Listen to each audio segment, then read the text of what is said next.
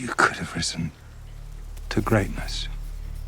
But instead you trampled your birthright in the mud. Welcome to WatchMojo UK, and today we're counting down our picks for the most fascinating details scattered throughout the latest House of the Dragon installments. And though we languish now in the darkness, we will not lose heart. Be warned, we won't shy away from spoiling the original series, but we won't discuss future events in the Dance of the Dragons. Number 10. Tapestry Updates. The intro tapestry is an incredibly detailed opening sequence that depicts major events with subtle foreshadowing scattered throughout. The newest update features two men standing above gold threads.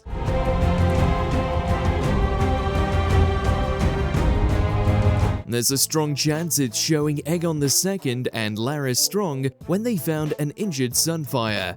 The former King's Dragon isn't confirmed to be dead yet, but the splitting apart may be symbolic of this. He's alive, he must be. Alternatively, it could be depicting Criston Cole and Gwen Hightower's current guerrilla war. The most likely explanation is that it's meant to be ambiguous and is likely representing both events. Number 9. Harrenhal's Haunting. Harrenhal is the largest castle in the entirety of Westeros. This would make it a highly cherished possession if it weren't for its years of alleged curses. Also, it's never been truly rebuilt since Aegon set it ablaze. There, we see Aemon struggling to recover from his earlier wounds. This includes spooky dreams and ominous explanations from Alice Rivers. I saw him, he was clutching at me, dragging me down into the dark. My brother. Just a dream again. That's all. In the novels, many people called her a witch queen, which could imply she's able to avoid the curse. Either way, it's been well established that unluckiness follows whoever rules Harrenhal. We were first exposed to this in Game of Thrones Season 2, but this time the paranormal elements have been turned up to 11. Vhagar! Number 8. Helena's Aemon Foreshadowing. Sister, we share the same blood, you and I. Ever since she was small, Halaena has had the unique Targaryen ability to foresee the future. In the Season 2 finale, she gave her most overt prediction yet. She straight up told Aemon that she's seen his death. Aegon will be king again. He's yet to see victory. He sits on a wooden throne. And you'll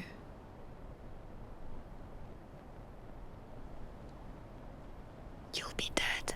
Alongside giving him the specifics of how he'll die. You were swallowed up in the god's eye, and you were never seen again. It was hard to miss at the time, but with the gap between seasons, you'd be forgiven for forgetting.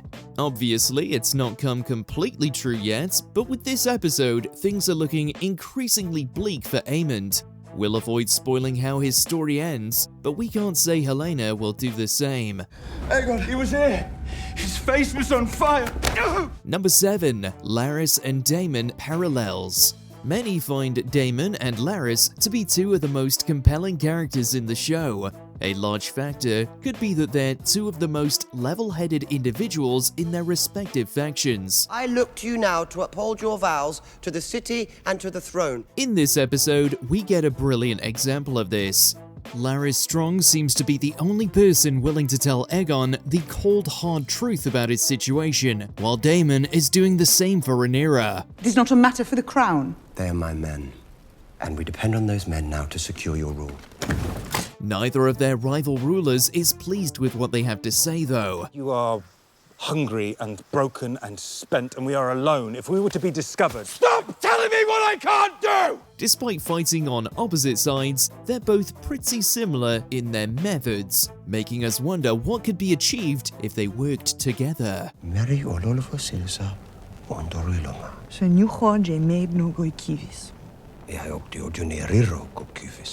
Number 6. Did a double agent kill Luther? Good men, dying in agony in their own Sir Luther Largent is the City Watch's commander at the beginning of the episode. Now he won't be watching anything again as he's been killed by mysterious assassins. They were probably hired by Ormond as claimed by the man whose eye they ripped out. This is a pretty significant change from the novels, as Luther ended up surviving a few months more. What is the mood among the men? They complain about their wages or lack of them. In the show, the corpses were left right in the middle of the city barracks. This must imply the culprit was a double agent, or they were extremely talented, like a faceless man. We can safely assume there'd be hundreds, maybe thousands of guards in the barracks at all times. No matter how it was done, it makes Ormond pretty terrifying. We are the superior men. Number 5. Sivas. A great host descended from the Red Mountains. We Hightowers regret to be among them. You may at first assume Ormond and Daemon are playing chess together, but chess doesn't exist in Westeros. This has led viewers to instead assume it's Sivas, an ancient board game from Volantis. It was first introduced in the 4th and 5th novels, with one of Tyrion's most crucial scenes starting as a simple game of Sivas. It was against young Griff, a character cut from the show, notable for being a secret Targaryen with dyed hair. We pointed out the parallels between Daeron's plot and young Griff's last week, and this strengthens them significantly. It's also easily the most we've seen of Sivas in live action before. I was lucky. Let's start again.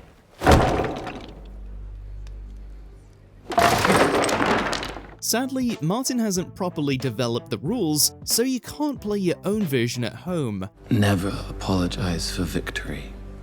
Number 4. Cole's songs. Things aren't looking up for Sir Criston Cole right now, leading to his heroic speech during the episode's conclusion. Let the warrior lend us his sword,